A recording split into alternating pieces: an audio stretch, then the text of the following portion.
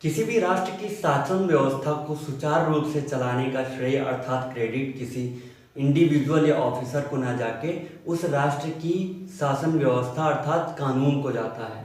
प्राचीन शास्त्रों में भी कहा गया है, दंड शास्ति प्रजा सर्वा दंड एवाभिरक्षति, अर्थात दंड मीन्स लॉ ही एक ऐसी चीज है जो वहाँ के राजा सहित प्रजा पे सब पे राज करता है।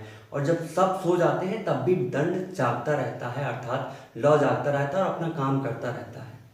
तो रूल ऑफ लॉ की इस्टेब्लिशमेंट इसी वजह से हुई थी और यही उसका बेस है। तो आइए जानते हैं रूल ऑफ लॉ के बारे में।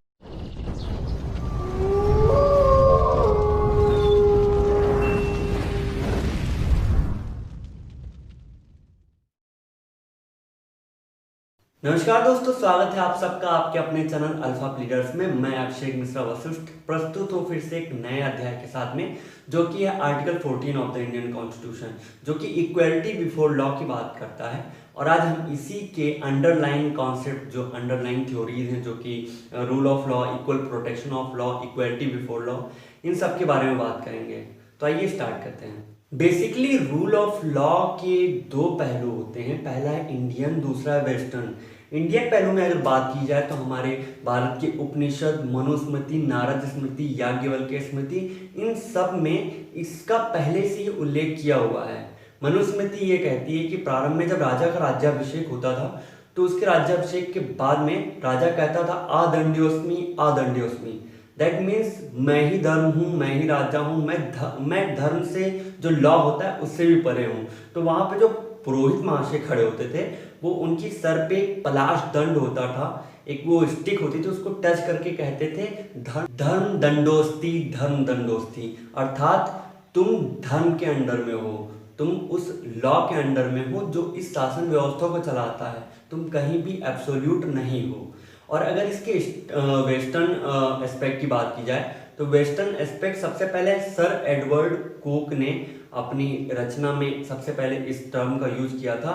और यहाँ पे ये कहा था कि जो किंग है, king should be under the law and the God, ये लॉ और गॉड के अंडर में रहना चाहिए। उसके बाद इन्हीं के कॉन्सेप्ट को डेवलप करते हुए 1885 में जो है एवी डाइसी जी ने एक बुक निकाली थी जिसका नाम था द कॉन्स्टिट्यूशन ऑफ लॉ। उसमें इन्होंने इसी पॉइंट को और एक विस्तृत रूप, एक विकास रूप में थोड़ा सा स्कोप इसका बढ़ाया था, जिसमें कुल मिला के इन्होंने 3 पॉइंट्स बताए थे।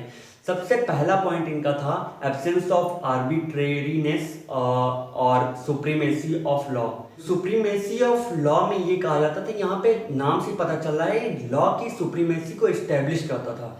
यहाँ पे ये कहा जाता था कि कोई भी हो, चाहे वो प्रेसिडेंट हो या क्लर्क हो या भारत का किसान हो, कोई भी बंदा हो, वो लॉ के अंडर में ही आएगा, वो लॉ से ऊपर कहीं नहीं है, एबव फ्रॉम लॉ नहीं है, वो लॉ के ही अंडर में आता है।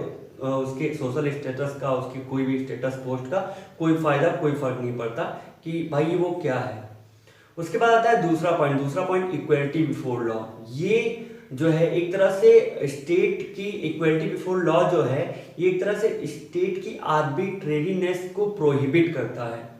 और तीसरा इनका पॉइंट था the constitution is the result of ordinary court of the land, यानी जो इंडिविजुअल राइट्स हैं ये किसी कॉन्स्टिट्यूशन ने नहीं दिए हैं, ये वहाँ का जो ऑर्डिनरी लॉ जो है, वहाँ का जो कोर्ट इस्टेब्लिश करता है उनसे आते हैं। लेकिन भारत में केवल इनके 2 ही पॉइंट्स को लिया गया, तीसरे पॉइंट को नकार दिया गया, क्योंकि यहाँ पे जो सोर्स है इंडिविजुअल राइट्स का सोर्स, वो कॉन्स्टिट्यूशन ही है। State of Bihar versus Sonawati कुमारी के केस में ये इस्टेब्लिश किया गया था, ये कहा गया था कि कोई भी गवर्नमेंट अथॉरिटी हो या कोई गवर्नमेंट एग्जीक्यूटिव ही है तो वो कहीं भी लॉ के अबव नहीं है, वो रूल ऑफ लॉ के ही अंडर में आता है, वो उन्हीं के रूल से गवर्न होता है। अब दूसरा पॉइंट आता है equality before law. Equality before law के बारे में सबसे पहले कुछ पॉइंट जान लेते हैं। सबसे पहला इसका पॉइंट ये है कि ये कॉमन जो लॉ है उससे डेराइव किया गया है। दूसरा पॉइंट ये है कि ये जो है एक नेगेटिव एस्पेक्ट रखता है। तीसरा पॉइंट कि ये जनरल इन नेचर है। और इसका जो चौथा पॉइंट है वो ये है कि ये आर्बिट्रेरीनेस को प्रोहिबिट करता है, यानी स्टेट की जो आर्बिट्रेरीनेस, उनका मनमानापन है, उनको प्रोहिबिट करता है। इक्वलिटी बिफोर लॉ जो है universal declaration of human rights के सेक्शन 7 में भी मेंशन किया हुआ है, जहाँ पे ये किसी भी तरह की डिस्क्रिमिनेशन को, जो कि race, caste, creed, place of birth, colour, language, इन सब के बेस पे प्रोहिबिट करता है। इसमें तीसरा पॉइंट है equal protection of law. Equal protection of law के कुछ मेन फीचर्स हैं। सबसे पहली बात कि ये एक पॉजिटिव एस्पेक्ट वाला फीचर है। दूसरी बात ये कि ये अमेरिकन कॉन्स्टिट्यूशन से लिया गया है, वहाँ का जो section 1 of the 14th amendment है, वहाँ से ये डराइव किया गया है। और तीसरी बात ये कि ये जो रीजनेबल क्लासिफिकेशन है उनको परमिट करता है, उनको परमिशन देता है, उसको अलाउ करता है।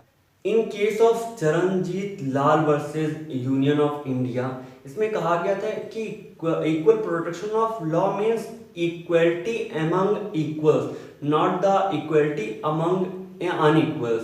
तो इसमें ऐसा कहा गया था कि the state can make reasonable classification for the legislation. मतलब अगर उसे लगता है कि ग्रोथ के लिए, विकास के लिए ये क्लासिफिकेशन जरूरी है, तो उसे रीजनेबल बेस पे ग्रुप ऑफ पीपल्स को क्लासिफाई किया जा सकता है। अब अगर दूसरे और तीसरे पॉइंट की बात की जाए, अर्थात इक्वलिटी बिफोर लॉ और इक्वल प्रोटेक्शन ऑफ लॉ की बात की जाए, तो इसमें आपको पता चलेगा कि जो इक्वलिटी बिफोर लॉ है ये एक तरह से उसका एंड है, मतलब इस पूरे थ्योरी का एंड है। और जो इक्वल प्रोटेक्शन ऑफ लॉ है ये इसका मीन है। ये जो इक्वलिटी है, जो दूसरा पॉइंट इक्वलिटी को एस्टेब्लिश करने की बात करता है, इसको पाने का तरीका जो तीसरा है वो इक्वल प्रोटेक्शन ऑफ लॉ है। इसमें ऐसा किया जाता है कि इक्वलिटी जो है पर्पज है, और इसको पाने के लिए उन लोगों को पहचानना जरूरी हो जाता है कि किनके बीच में इक्वलिटी को एस्टेब्लिश करना है, और फिर उनको पहचानने के बाद उनको ग्रुप ऑफ पीपल्स में, कई ग्रुप्स में क्लासिफाई करना, ताकि जो है इक्वलिटी को डिस्ट्रीब्यूट किया जा सके, उसे सबके लिए बेहतर अवेलेबल बनाया जा सके। तो ये रीजनेबल क्लासिफिकेशन को ये जन्म देता है, रीजनेबल क्लासिफिकेशन की थ्योरी को। रीजनेबल क्लासिफिकेशन की थ्योरी एफ.एन. बलसारा केस में स्टेब्लिश की गई थी। इसमें एक टेस्ट ऑफ रीजनेबलनेस दिया गया था, जिसमें 2 पॉइंट्स थे। सबसे पहला पॉइंट था इंटेलिजिबल डिफरेंशिया और दूसरा था रैशनल नेक्सस। पहले पॉइंट का मतलब जो इंटेलिजिबल डिफरेंशिया है, उसका मतलब ये है कि किसी ग्रुप ऑफ पीपल को दूसरे ग्रुप से कैसे क्लासिफाई किया गया, उनको कैसे अलग किया गया, वो ग्रुप कैसे बनाया गया है, और दूसरे ग्रुप को उनमें सम्मिलित क्यों नहीं किया गया है। ये एक तरह से बेस को रीजनेबल बेस पे एस्टेब्लिश करने की बात करते थे। उनका कहना ये था, पहले पॉइंट में ये कहा गया कि जो क्लासिफिकेशन किया जाएगा ये जस्ट, फेयर और रीजनेबल होना चाहिए। दूसरा पॉइंट जो है रैशनल नेक्सस। रैशनल नेक्सस का मतलब ये हुआ कि जिस बेस पे वो ग्रुप ऑफ पीपल बनाया गया, उस बेस के बीच में और उस जो वजह है, जो इनका पर्पज है, उनके बीच में एक नेक्सस होना चाहिए, एक तरह का रिलेशन अर्थात संबंध होना चाहिए। तो यही था इंटेलिजिबल डिफरेंशिया और रैशनल नेक्सस के बीच का संबंध। रीजनेबल क्लासिफिकेशन को आसानी से समझने के लिए आपको एक केस को समझना होगा, जो कि था एयर इंडिया और वर्सेस नरगेश मिर्जा का केस। इसमें एक ऐसी व्यवस्था थी, उस व्यवस्था के अंदर में जो एयर हॉस्टेस होती थी, उनको जो है रिटायरमेंट, उनको या फिर अगर वो 35 साल पूरी हो गई हैं तो उनको रिटायर कर दिया जाएगा। दूसरा, या फिर उनकी सर्विस के 4 साल के अंदर ही उन्होंने शादी कर ली है तो उनको रिटायर कर दिया जाएगा। और तीसरा जो पॉइंट था, उनको फर्स्ट प्रेगनेंसी पर ही उनको रिटायर कर दिया जाता था।